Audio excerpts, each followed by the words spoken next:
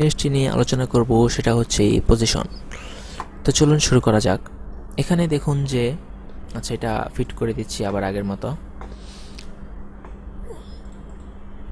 আচ্ছা, এখানে আমরা এর আগে স্কেল নিয়ে কিছু কাজ করেছিলাম। এখানে আমরা স্কেল কি ফ্রেম করেছিলাম এভাবে, যে স্কেল এখানে 100 এবং এখানে হচ্ছে একটু বেশি, এটাকে লাস্টে নিয়ে গেছিলাম। প্লে করলে এভাবে স্কেল হচ্ছিল। তো এবার আমরা যে কাজটি করব সেটা হচ্ছে যে পজিশন নিয়ে এরকম কিছু কি ফ্রেম করব এবং কিছু কাজ দেখব। তো এখানে দেখুন যে এই মেয়েটিকে আমার কাছে মনে হচ্ছে সে কোনোভাবে ডান দিকে একটু সরে আছে, ঠিক মাঝখানে নেই। তো আমি চাচ্ছি এটাকে একটু মাঝখানে নিয়ে আসবো, এটাকেই হচ্ছে বলে পজিশন। তো এইদিকে দেখুন যে এটার মোশনের মধ্যে পজিশন এবং স্কেল আছে। তো এই পজিশনের এখানে এই প্রথমটা হচ্ছে এক্স ডিরেকশন, তার মানে এভাবে লেফট থেকে রাইট যেদিকে ইচ্ছা, বাম থেকে ডানে আপনি এটাকে সরাতে পারবেন। আর এই পাশটা হচ্ছে আপনি ওয়াই ডিরেকশন, তার মানে হচ্ছে উপর নিচে যেদিকে ইচ্ছা এটাকে সরাতে পারবেন। তো রিসেট করে দিচ্ছি আবার, এবং এটাকে মাঝখানে নিয়ে আসার জন্য আমি এই পজিশনের এক্স ডিরেকশন একটু বামের দিকে নেব। তো এখন মনে হচ্ছে যে এটা ঠিক মাঝখানে আসলো। তো এদিকে দেখুন যে কিছু কালো অংশ বেরিয়ে গেছে, তার মানে এই ফুটেজটি আমার একটু এদিকে চলে এসছে। তো ফুটেজের লাস্ট এতটুকুই ছিল। তো এটাকে মোছার জন্য যে কাজটি করতে হবে, আমি আবার একটু স্কেল বাড়িয়ে দেব। আচ্ছা, একটু এদিকে নিয়ে যাব। হ্যাঁ, এখন দেখুন যে আমার কাছে মনে হচ্ছে মেয়েটি ঠিক মাঝখানে আছে। এখন যদি আমরা প্লে করি, আচ্ছা, তো এভাবে আপনি একটি ভিডিওর পরেও পজিশন ঠিক করতে পারবেন। যদি আপনার ক্যামেরা কোনোভাবে একটু ডানে অথবা বামে থাকে, তো পরবর্তীতে আপনি এটাকে ঠিক করতে পারেন এডিটিং এখানে পজিশনের মাধ্যমে। তাহলে চলুন দেখি পজিশনকে কিভাবে কি ফ্রেম করে। তো প্রথমে দেখুন যে এই মেয়েটি বাম থেকে ডানে হেঁটে হেঁটে যাচ্ছে। তো এখানে আমরা পজিশন এর মানে উল্টা একটি কাজ করব, যে এই মেয়েটি তো এখানে বাম থেকে ডানে যাচ্ছে, তো আমরা এই ফুটেজটিকে ডান থেকে বামে একটি মুভমেন্ট করব। তো এটার প্রথমে এখানে যাচ্ছি, যাওয়ার পর পজিশনে ক্লিক করব, তারপর হচ্ছে এটাকে এভাবে এদিকে নিয়ে যাব। যদি আপনি চান যে মেয়েটিকে একদম ফ্রেমের বাইরে পাঠিয়ে দিয়ে তারপর ধীরে ধীরে ফ্রেমের দিকে নিয়ে আসবেন, এটাও সম্ভব। আপনি স্কেলটা আর একটু বাড়ান, তারপর এটাকে আরও এদিকে নিয়ে যান। আচ্ছা, এখন আপনি স্কেল যেভাবে আছে সেভাবে থাকুক, এভাবে একটু সামনের দিকে যান। আচ্ছা, এখানে দেখুন যে আমার এখানে এইটুকু অংশ বেরিয়ে গেছে, এটাকে আমি আরেকটু এদিকে নিয়ে যাব। আচ্ছা দেখুন, এখন যদি আমি টাইম ইন্ডিকেটরটি এখানে রেখে তারপর যদি এটাকে আবার যদি চাই একটু এদিকে নিয়ে যেতে, এখানে কিন্তু আমার এই ফুটেজটি ঠিক হয়নি। কেন হয়নি?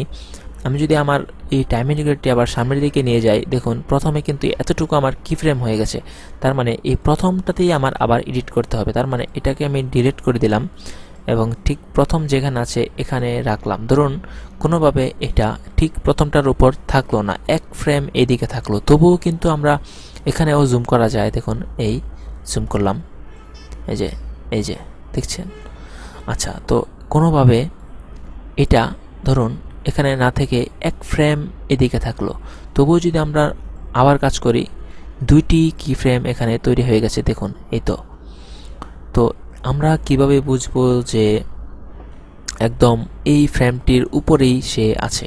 এটা করতে হলে যে কাজটি করতে হয়, এখানে দেখুন যে আমরা যদি দুইটা কি ফ্রেম, তিনটা কি ফ্রেম যতগুলো রাখি, এখানে ক্লিক দিলে ডানে দিলে ডানে, বামে দিলে বামে, ঠিক কি ফ্রেমটার উপর এই টাইম ইন্ডিকেটরটি চলে যায়। এবং এইটা যখন এই টাইম ইন্ডিকেটরটি যখন এই কি ফ্রেমের উপর থাকবে, তখন আমি এখানে ভ্যালু চেঞ্জ করলে ঠিক এই কি ফ্রেমটারই ভ্যালু চেঞ্জ হবে। তো আমি এখন এটার ভ্যালু এ পর্যন্ত রাখলাম, এটাকে আবার প্রথমে নিয়ে গেলাম। এখন এখান থেকে শুরু এবং লাস্ট পর্যন্ত আমি চাচ্ছি যে এটা এভাবে করে এদিকে আসবে। হ্যাঁ, এখানে আসার পর ধরুন শেষ। তারপর এটাকে আমি ঠিক লাস্টে নিয়ে যাব। তা না হলে যে কাজটি হবে যে আমার কি ফ্রেমটি এখান থেকে এসে এখানে শেষ হয়ে এখানে থেমে যাবে। তো আমি এটাকে যদি লাস্টে নিয়ে যাই তাহলে দেখুন যে কেমন লাগছে। আচ্ছা, একটু আগে থেকে আমরা প্লে করব এখান থেকে।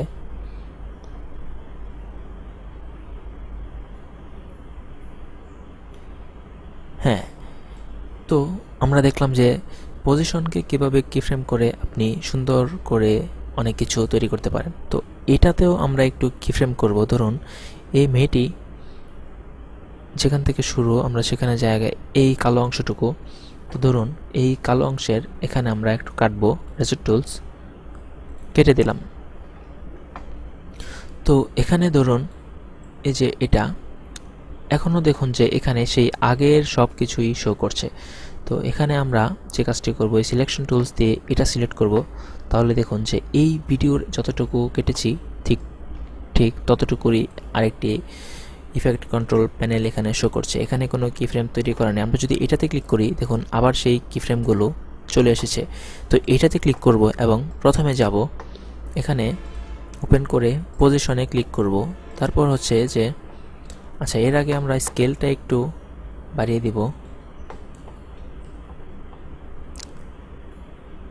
তারপর হচ্ছে এখানে পজিশন ঠিক যা আছে তাই থাকুক এবং এই পর্যন্ত আমরা এটাকে আবার এভাবে এতটুকু সামনে নিয়ে যাব।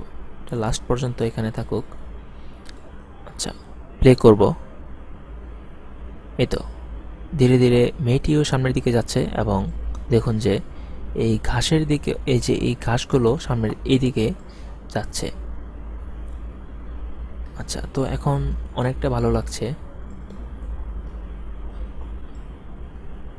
তো আপনি চাইলে এরকম কি ফ্রেম করতে পারেন স্কেল এবং পজিশন সবগুলো একসাথে। সেটা কিভাবে? ধরুন এটাতে আমরা গেলাম, এই ফুটেজটিতে। এটার প্রথমে হচ্ছে এখানে ফুটেজটি আমার আছে 128। তো এটা যদি আমি জুম আউট করি এরকম হয়ে যাবে।